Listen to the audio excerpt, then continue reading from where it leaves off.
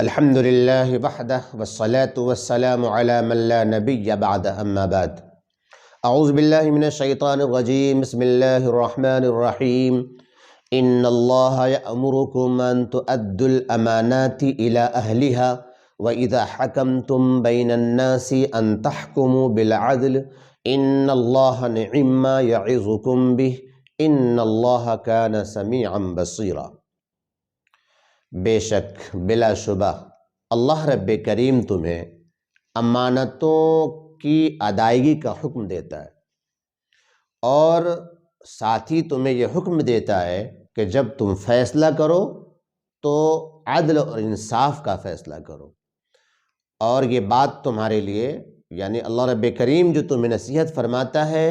یہ بہت اچھی بات ہے، اور وہ بہت زیادہ سننے والا بھی ہے، بہت زیادہ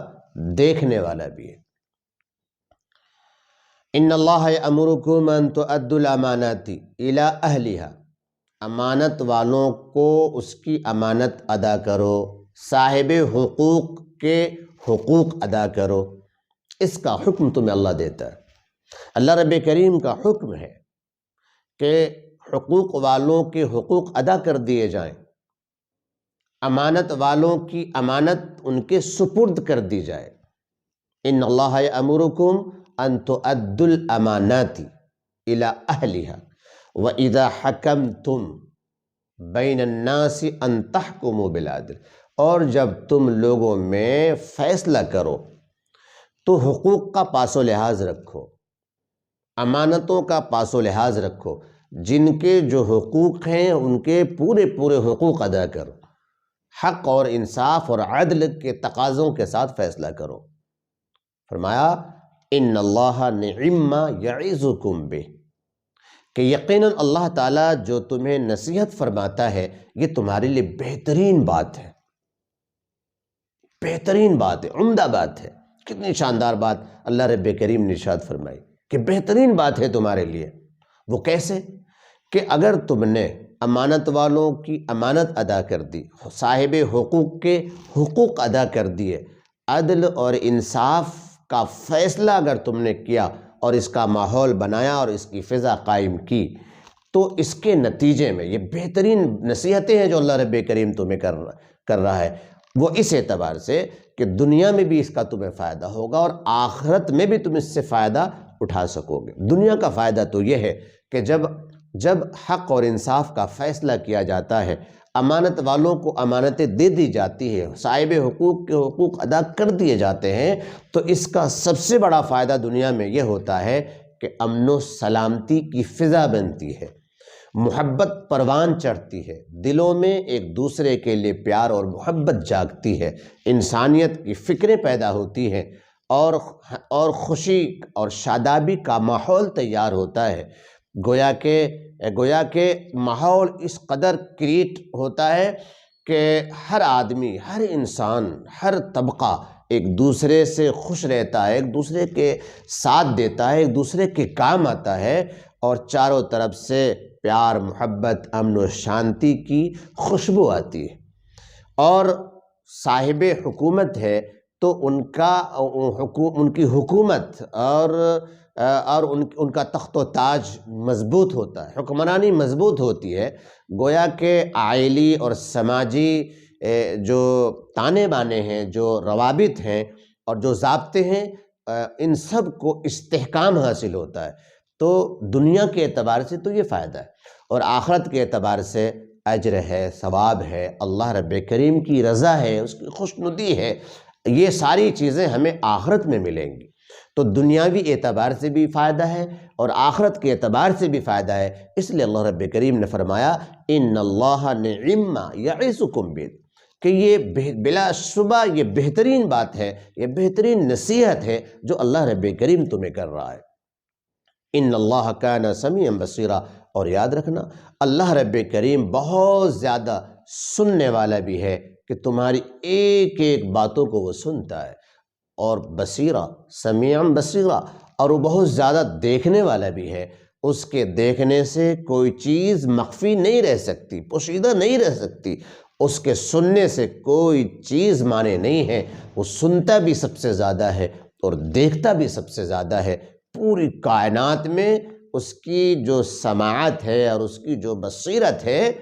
یہ سب سے زیادہ، سب سے اعلیٰ ہے، جس کی کوئی مثال نہیں دی جا سکتی۔ میرے عزیزوں، میرے بھائیوں، قرآن کریم کی اس آیت کریمہ کے تعلق سے آپ ایک زبردست واقعہ، گویا کہ اس آیت کریمہ کی شان نزول جب سنیں گے تو آپ کے ایمان میں بے تحاشا اضافہ ہوگا۔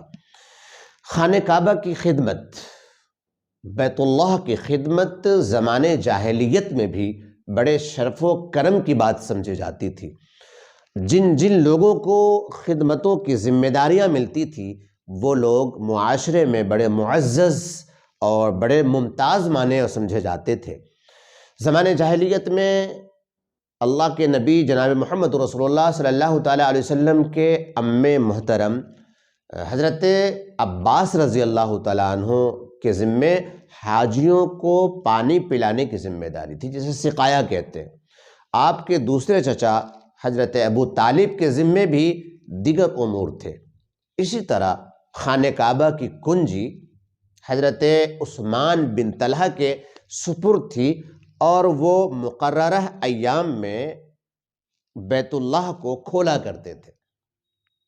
خود حضرت عثمان بن طلحہ کا اپنا بیان ہے، وہ کہتے ہیں کہ زمانے جاہلیت میں میں ہفتے میں 2 دن بیت اللہ کو کھولا کرتا تھا، ایک پیر کے روز اور ایک جمعرات کے روز۔ لوگ آتے اور زیارت کرتے اور عبادتیں کرتے۔ کہ ایک دن ہجرت سے قبل، ایک دن حضرت جناب محمد رسول اللہ صلی اللہ تعالیٰ علیہ وآلہ وسلم اپنے چند صحابہ کے ساتھ حرم میں داخل ہوئے اور انہوں نے مجھ سے خانہ کعبہ کی چابی مانگی، تو میں نے صاف منع کر دیا اور تش روی سے پیش آیا، سختی سے پیش آیا۔ لیکن جناب محمد رسول اللہ صلی اللہ تعالیٰ علیہ وسلم نے میری سختی کا جواب سختی سے نہ دے کر آپ نے بہت بردباری اور بہت نرمی کا رویہ میرے ساتھ کیا، اور پھر آپ بیت اللہ کے اندر یہ کہتے ہوئے تشریف لے گئے کہ اے عثمان، ایک دن شاید یہ چابی تم میرے ہاتھ میں دیکھو گے اور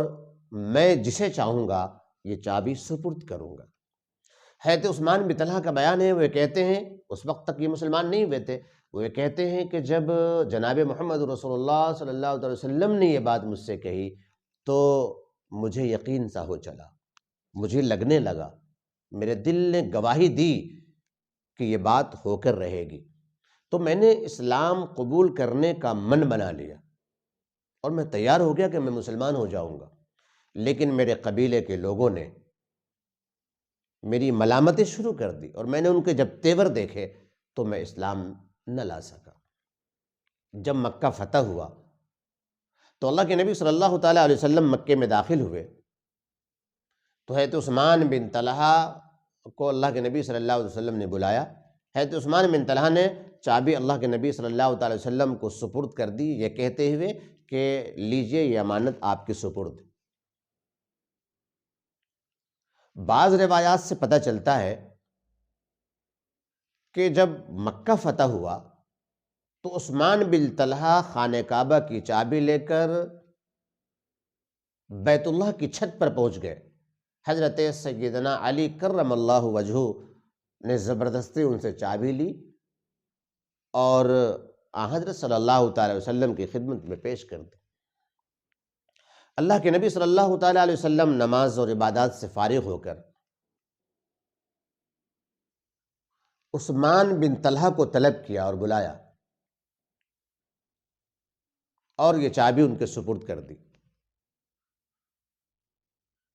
عثمان بن طلحہ ہنسی خوشی حشاش بشاش ہو کر چابی لے کر چلنے لگے تو اللہ کے نبی صلی اللہ تعالی وسلم نے عثمان بن طلحہ کو واپس بلایا، آواز دی عثمان۔ حضرت عثمان بن طلحہ واپس آئے تو اللہ کے نبی صلی اللہ تعالی وسلم نے ارشاد فرمایا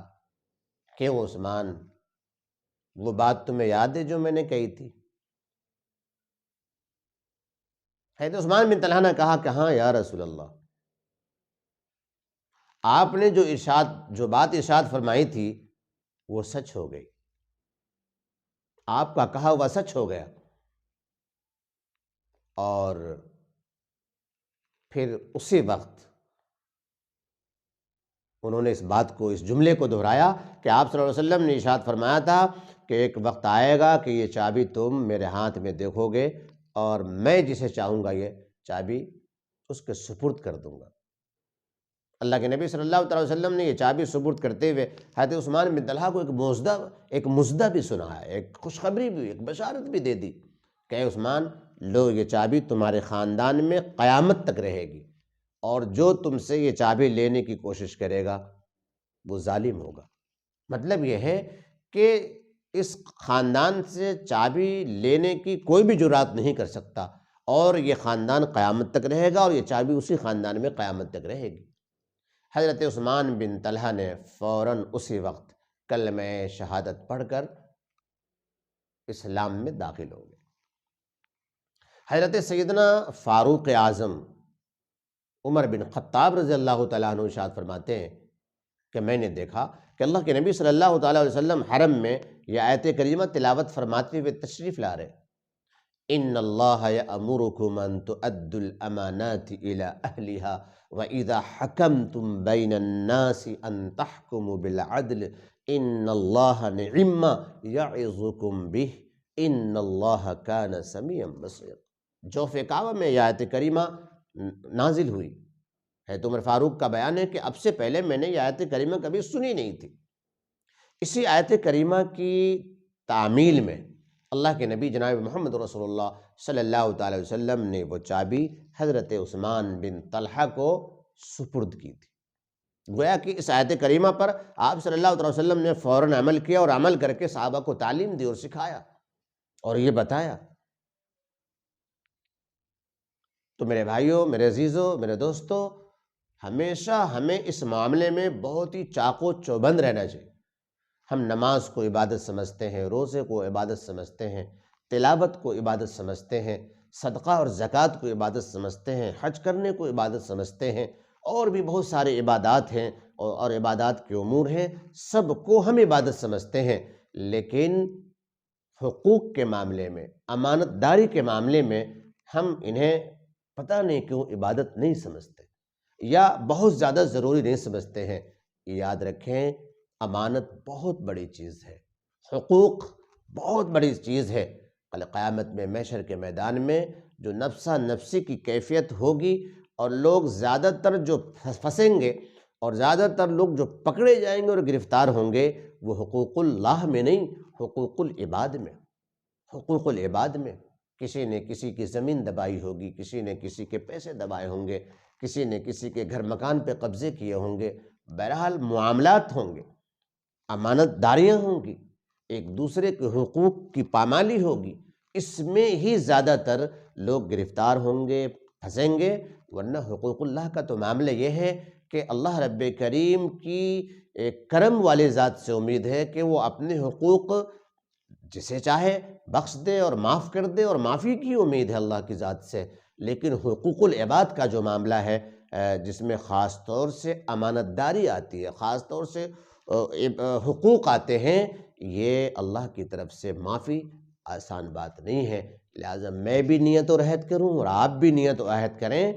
کہ انشاءاللہ پوری زندگی امانت داری کا خیال رکھیں گے، اور حقوق کا بھی پاس و لحاظ رکھیں گے،